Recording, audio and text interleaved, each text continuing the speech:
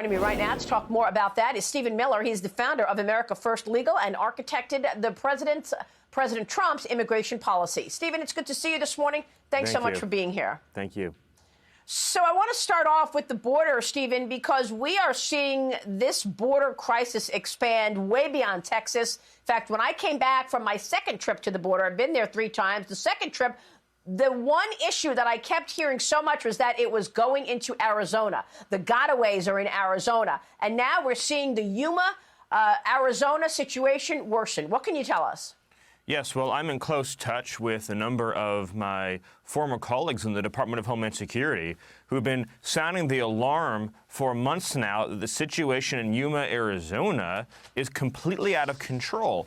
Yuma, Arizona is under siege. Remember, the population of Arizona is a fraction of the population of Texas, about 7 million in Arizona compared to Texas, 30 million. So this is bombarding an extremely small state compared to the size of Texas. So they're totally, completely overwhelmed. And there's two people in this country responsible for this crisis, and that's Senator Mark Kelly and Senator Kyrsten Sinema.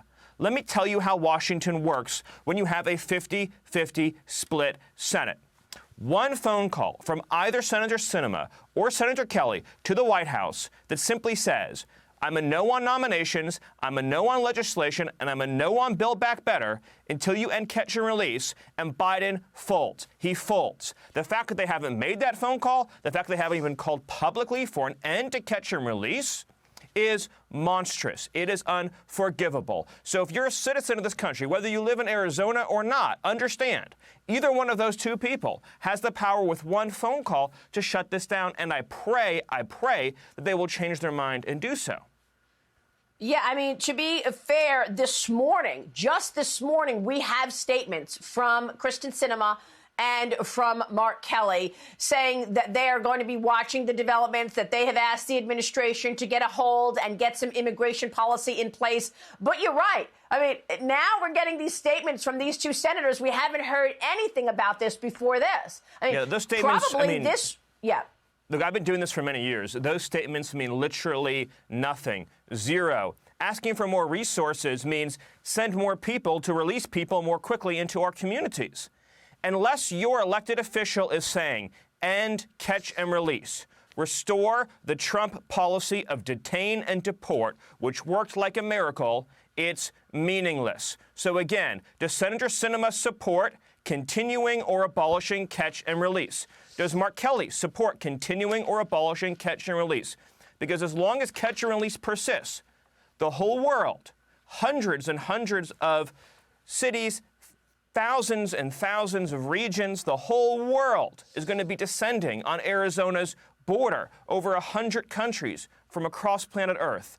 They have the power to stop it by saying no support for nominees, no support for legislation, no support for Build Back Better, unless catch and release ends, and they won't do it.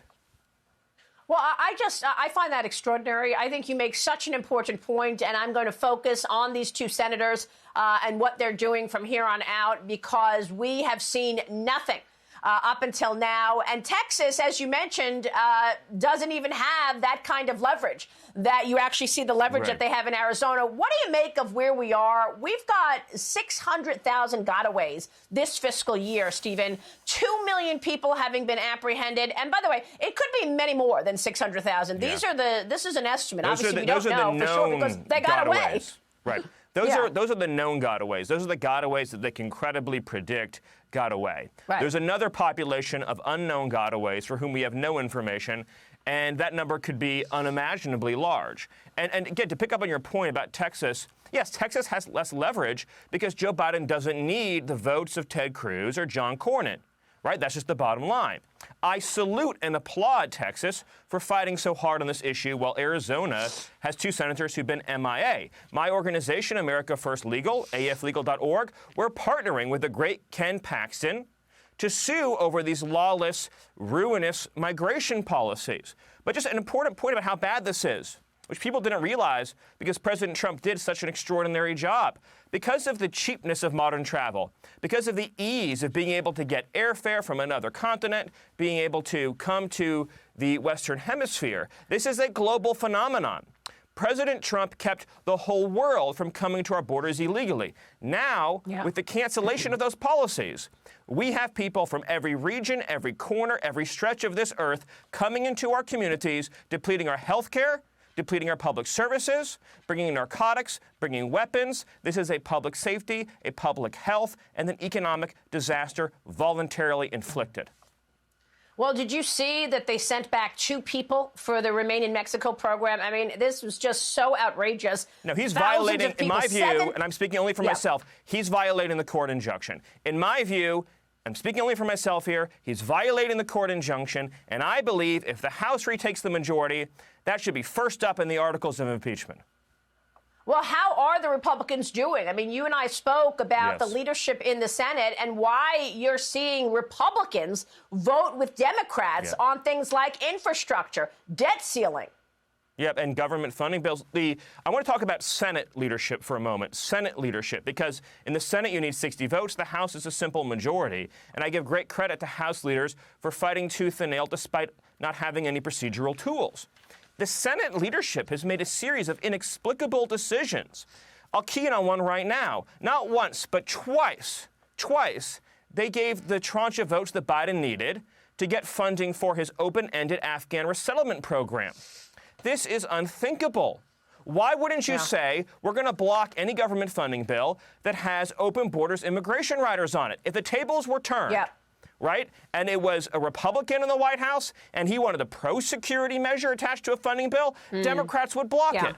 So why are open borders measures getting through? You can win this issue. You can win it. I swear to you, you can. Joe Biden has been able to beat somebody, the Republicans. That's the only people Joe Biden can beat. Real quick before you go, Stephen, you saw Hillary Clinton and her master class. I mean, when you look at her crying, initially you're thinking, well, okay, she's crying. I'm sorry about that. But then you remember how she was actually the creator of the Russia hoax, this made-up collusion story that half of the country believed for 3 years. Yes, that what she did to this country is criminal.